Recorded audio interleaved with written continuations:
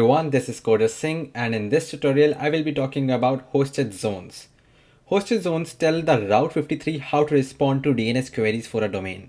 In simple words, if we write durl.sh, which is my domain name, durl.sh, hosted zone will be the one to redirect the request for durl.sh domain to a server which is hosting our website. So let's follow step by step how to do it.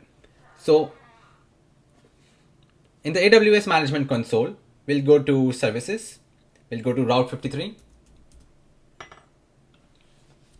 we'll go to hosted zones.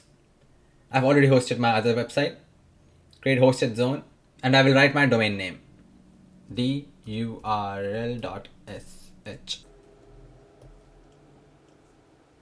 So after creating it, we'll get these four values. We will change the name server values of our domain to these four values. So let's start. So I'll go to my namecheap.com account. I'll go to durl.sh and I'll click on manage.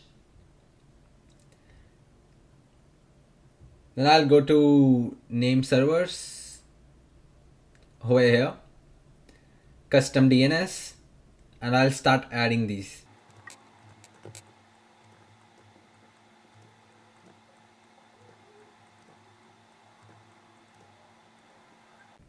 So after it is done, give it 48 hours to take effect. So we'll go back to our hosted zones. As we can see now, our domain is right there. So we will wait for 48 hours to let DNS take effect. And meanwhile, we can do rest of the things. Thank you so much guys for watching this tutorial. Do like my video, subscribe my channel. I also have an Instagram and a Twitter account where I post new technology stuff daily. So you guys can just go into the description and follow the link and subscribe me over there also. Thank you so much guys for watching the tutorial.